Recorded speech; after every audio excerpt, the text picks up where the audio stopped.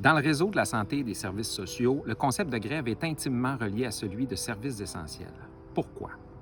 Rappelons d'abord que la Cour suprême du Canada a reconnu le droit de grève comme étant protégé par la Constitution. D'un autre côté, en santé et services sociaux, l'interruption des services peut mettre en jeu la sécurité de la population, et ce, même pour une courte période, comme dans une urgence. Nos services sont ainsi considérés essentiels.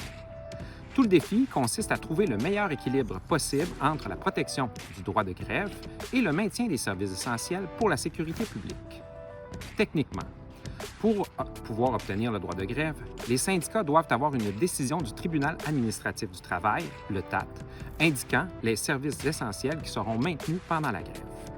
Ces niveaux de services essentiels ont évolué au fil du temps.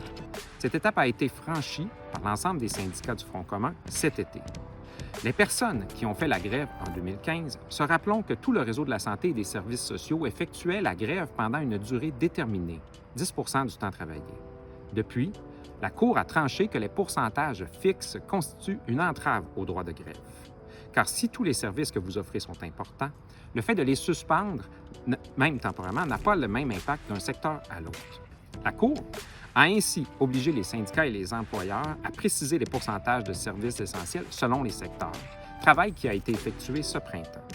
Ce changement a des impacts significatifs car il permettra aux travailleuses et aux travailleurs de la santé et services sociaux d'exercer leur droit de grève de façon plus importante en augmentant le temps de grève possible pour plusieurs secteurs.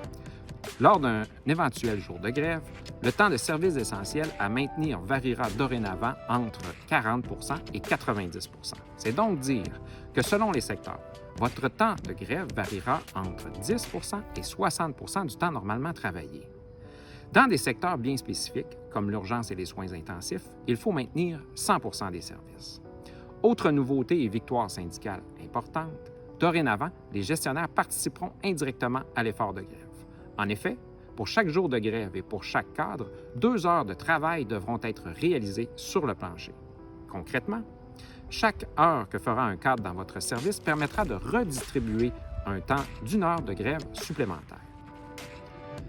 Le temps variable de services essentiels et de grève a des impacts évidents.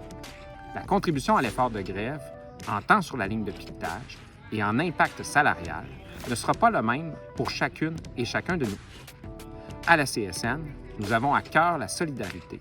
C'est pourquoi le Fonds de défense professionnelle et les fonds de grève adoptés dans nos différents syndicats permettront, dans le respect des règles qui sont les leurs, de collectiviser l'effort visant la résolution du conflit et de compenser la perte de revenus.